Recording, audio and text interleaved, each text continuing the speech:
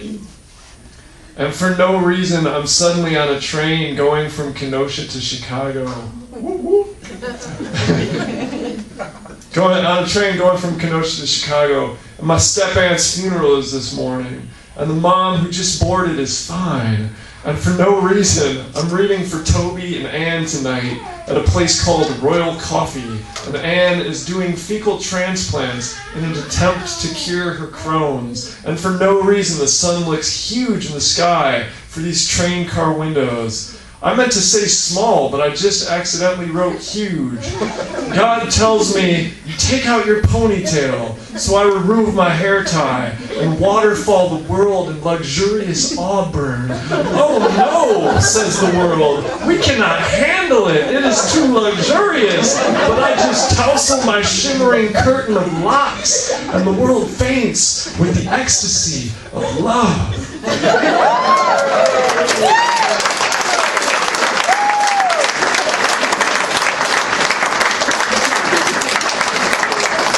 So that's how it's going to be tonight. I got your hair. I'm swooning. Take your hair I look like a mess. She's taking pictures of me. I look like a mess.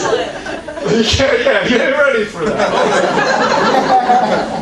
So the chapbook that was mentioned in the bio that Nico read for me does not exist. It was supposed to be released last week, and it's released at this big national conference called AWP.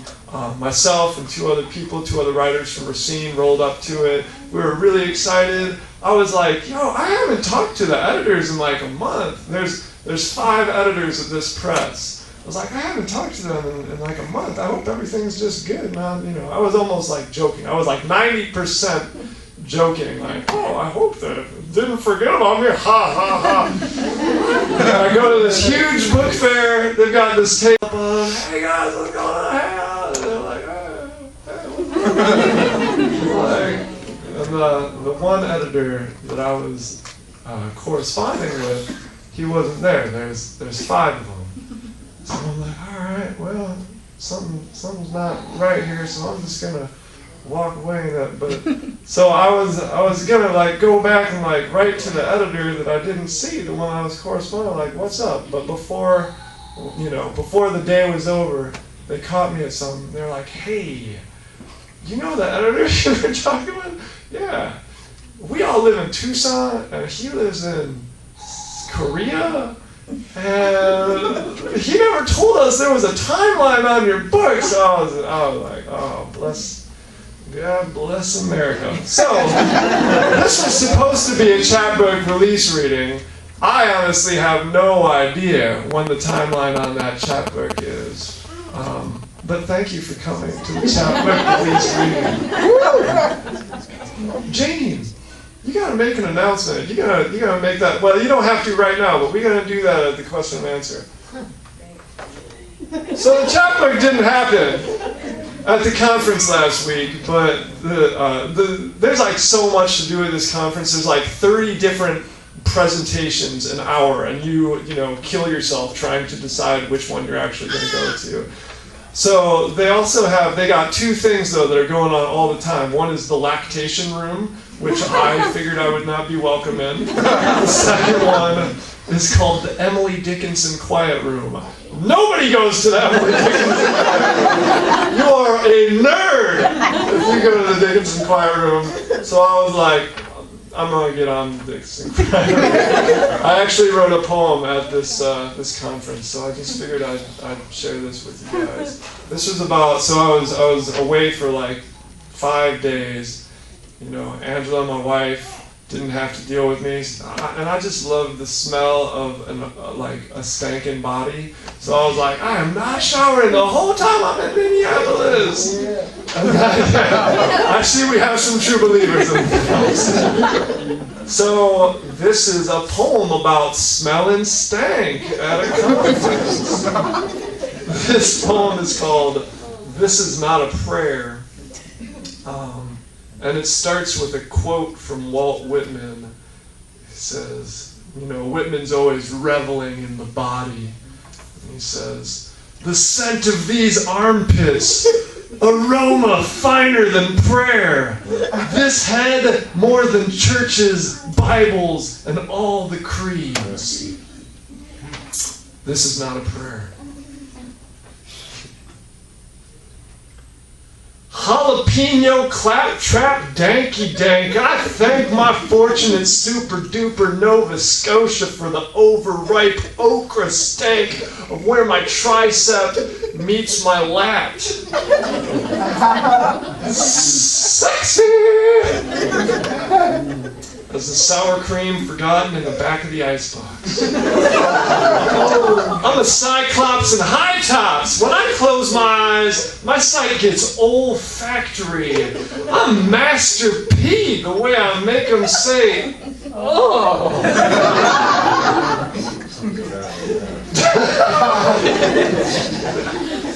Dear perfumist, dear chemist of the cocktail and the crooks of my corporate canister, there's prayer and then there's this. The glistening piss of my pores. I'm on all fours and I'm all for corporate worship. But you and I both know this is not a psalm, Selah, and this is not a hymn, hey ya, no, baby.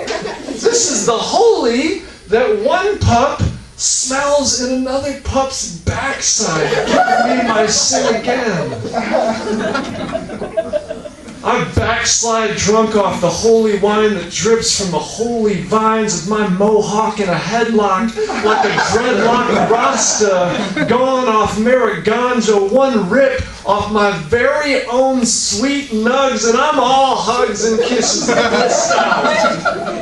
So I repeat, this is not a what? There you go. There you go. When they tell you this is prayer, you just tell them, hell no. This is the hair of my armpits. The sweet brine of vagina. My birthright. This is not a prayer. This is finer.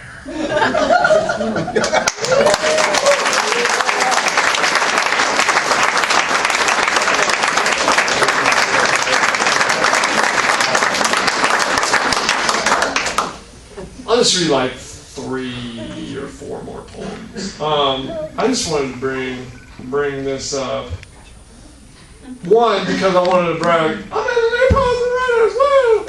So there's this article about touring poets, and I'm part of the article in the April edition of the Poets and Writers. But one thing that I just kind of wanted to flex, because Bonk is not usually in a library. Like, now we have it every month, and we try to have it in a different place every month.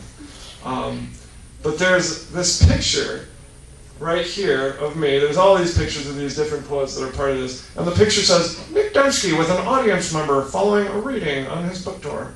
But this person who's next to me is not just an audience member. It is my high school librarian who is in this, and she doesn't know this yet. Like, I'm gonna tag her on Facebook and be like, "You're in the new Poets and Writers." I'm so excited about this that Miss Hawthorne got in that. But I'm just saying, partially because I love being in a library to do this. I'm all about the library. I'm a children's librarian in Racine. And I just want to give big love to Kenosha Public Library for recognizing game and having us out here. So please do it.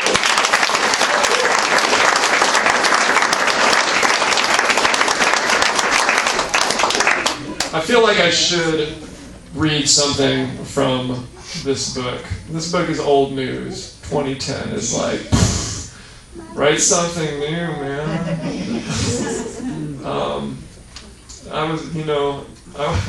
I was looking, I want to write some more kind of inspirational, more positive things in my life. That's just what I want to be doing, and part of that, getting to run Bonk has been part of getting me influenced in that way. This book is very vulgar. This book, I was just yeah, everyone's like, that's true. Thank you, Klein.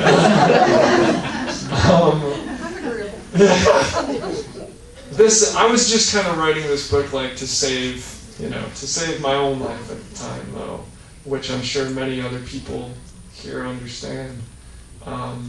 So I was looking for a poem to read here tonight, and just like, oh, I don't want to say those things out loud. This one is called Will Not Be Televised, though, and I wrote it right after Virginia Tech in April of 2007.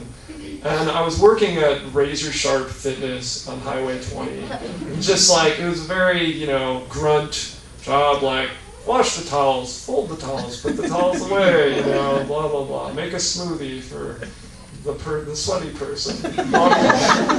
And so I was running around doing stuff at the job and just feeling really worn out, like nobody had time for each other at that place. I didn't feel like. And when I was putting towels away at one point, there were all these TVs in the locker room, and it was like C-SPAN was on, and it was, I don't know, maybe a congressional hearing happening. And they just said, they started with saying, we want to just have a moment of silence to recognize the events that just happened at Virginia Tech. And so on TV, they had this moment of silence, but in real life, it was just still a bunch of people running around not paying any attention to it. It just hit me kind of hard. And I had to keep going because I was at work. So this is just about living in a world, being a human being where sometimes that's the situation you're in. It's called Will Not Be Televised. The world is flat. The Nick Demske is hot. Please drink Nick Demske responsibly. What happens when a spin-off spins back on? Do we observe a moment of silence? Do we take a moment to silence all cell phones and electronic devices? I'm severely depressed whenever I pay attention. I'm really fucking angry about everything. I straddle Nick Demske between my thighs till he spills and scorches my $1 million lap. This wheelchair is going nowhere. Slowly, like a joke so practical, we forget to laugh. Figuratively. The world is flat and can't afford implants. Do you copy Nick Demske? You figure of speech. You're sorry you ever asked. Are you paying attention? Is it spinning back on? Smile. You've just been Nick Demske.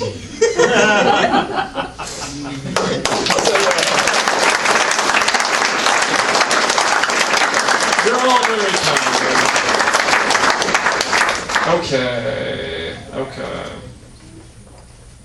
Okay. We're just gonna do like 3 more things. I was reading the Gnostic Gospels recently, which is essentially a collection of like early Christian writings that just weren't available because they were lost. And the Gospel of Thomas is a text that just really speaks to me a lot. It's amazing, but it's a very weird form. It just says like, Jesus says, blah, blah, blah, blah, blah. Jesus said, blah, blah, blah, blah, blah. Somebody asked Jesus, how should I eat? And Jesus was like, blah, blah, blah, blah. So I was like, this is an interesting poetic form that someone should take advantage of. I know who will take advantage of it. So, I don't really have a name for this, but I've just been calling this the poet. The poet said, when you find your life, you will feel like you smoked 10 cigarettes dipped in Lysol. No one who finds their life has any need for a melon baller. The stuff Jesus says, whether in the canonical Bible or in the Gnostics, are crazy. Jesus says the darndest thing. Hey, that's good. The audience said, why were we put on this earth? The poet said, poetry is nice and compassion is whatever, but who is going to take out the garbage? Who is going to pick the tomatoes before they all rot on the vine?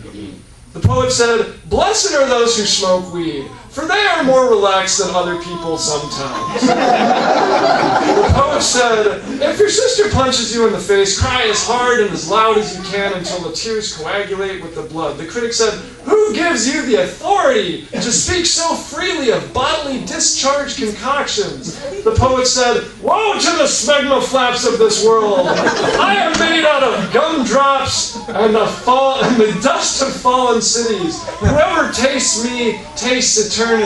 The poet said, watch out for crappy stuff, because crappy stuff sucks. The poet said, if you call out to Ronald, will Ronald not turn his head and look upon you? Why should the holiness of heaven be any different?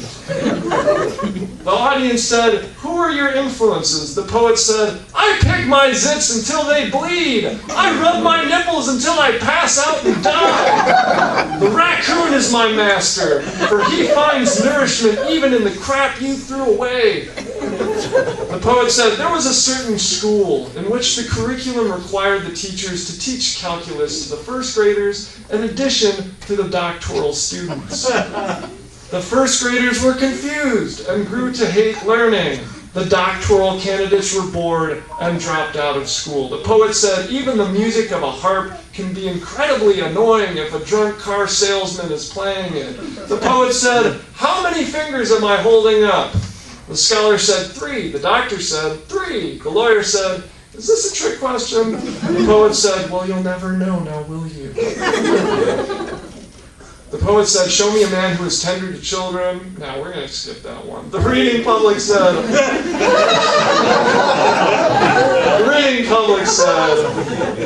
how do you know the difference between a good poem and a bad poem? The poet said, what color is the number 5? How many days are in an hour? The poet said, thank you, Peter.